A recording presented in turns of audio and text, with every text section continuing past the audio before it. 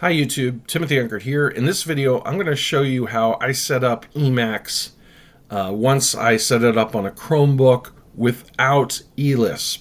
Okay, so let's start up Emacs here, and you'll see right out of the box, it looks kind of plain. It's not fully across the screen. It's okay, you can work with it, but I'm going to get it looking a lot nicer and set up so you can start coding. All right, so first thing I want to do is I'm going to type Alt-X or Meta-X, and I'm going to type in customize-option. Now you should note that as I'm typing this in, if I just typed customize, if I hit a tab, it gives me like different things I can type after customize. So I type customize in the dash and then hit tab, and it gives me all these things I can do. I want to do option, so I just clicked on that right there, and it says customize variable, and we're going to do default-frame-alist. And here what we're going to do is we're going to insert a parameter, and the parameter is going to be full screen, and the value is going to be maximized. And what I'm going to do is click apply and save. Now in this mini buffer below, you'll see it wrote to my .emacs file. So it's kind of writing the Elisp for me on my .emacs file. So now if I do Control-X, Control-C to shut this down and then restart it, it starts up all the way across the screen. Pretty nice. The next thing I want to get rid of is this startup screen here. So this is like gives you the Emacs tutorial, the Emacs guided tour, and so on. So I'm going to do Alt-X, type in customize-option, hit enter, and we're going to customize the variable inhibit-startup-screen. And we want to toggle this to on, so it does inhibit the startup screen. And I'm going to click apply and save, and that's going to write to my .emacs file. I'm going to do Control-X, Control-C to shut that down. And now when I open this up, you'll see we just have this empty buffer. Next thing I want to get rid of is this toolbar. I never really use this, so I'm going to do Alt-X. We're going to type in customize-option, and then the variable is going to be tool-bar-mode, and I'm going to toggle that to off and click apply and save. Okay, so that gets rid of the toolbar. I can now do Alt-X, Meta-X, and type the up arrow key, and I get customize option. And I'm going to type in scroll-bar-mode, and the value is to the right here. I don't really like to see the scroll bar. I'm going to click none and apply and save, and now the scroll bar goes away. Now you can bring these back. Like let's say I wanted to bring the scroll bar back. I'd do Alt-X, type in scroll bar mode, and you can see the scroll bar comes back. But now if I do Control-X, Control-C, same with the toolbar, and then restart this, by default it's starting without the scroll bar. And if we want to see that, let's do Control-X-D, and we'll hit enter and go to the .emacs file. You'll see down here this bit of code, scroll-bar-mode nil. Okay, so that, if I wanted to just do a comma with 2 semicolons here, I can do Control-X, Control-S, Control-X, Control-C to turn it off. Now I know you can eval the buffer, but now when I start, the scroll bar appears because I commented out that code. So anyways, I'm going to do Control-X-D, get back to DRED, hit enter, go back to the .emacs and uncomment that part, and Control-X, Control-S to save it. Now when I restart it, the scroll bar is gone. So you can actually use some of the built-in tools to learn a little Elisp along the way.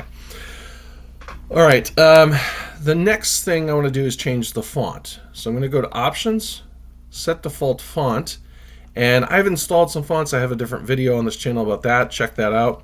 I installed JetBrains Mono, so let's do that one. So we'll do JetBrains Mono, and there's a whole bunch of options here. I'm just going to scroll up to JetBrains Mono Regular. Let's make it size 15, which is larger than what I normally use, but it's good for you to see on the video. So now we've changed that. We want to go back to Options and click Save Options, and that's going to write the .emacs file again.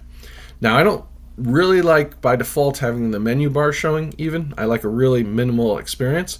So I'm going to do Alt X, customize dash option. And we're going to do menu dash bar dash mode. And I'm going to toggle this to off and click apply and save.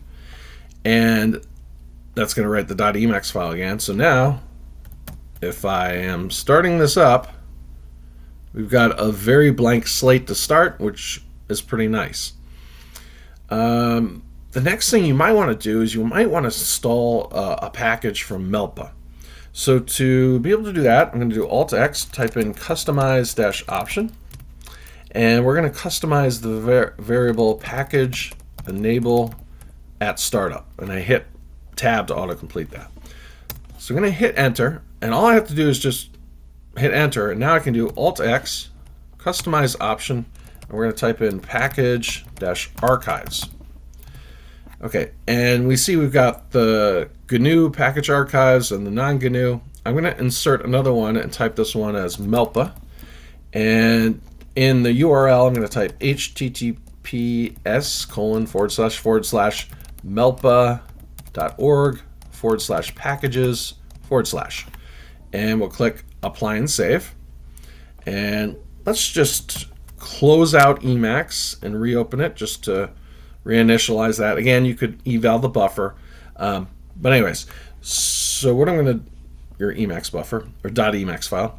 So I'm going to do Alt X now and do package-list packages. Okay.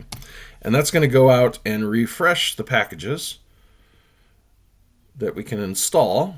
So you can see it's loading. You see package refresh done. We'll do Alt X, type in package-install.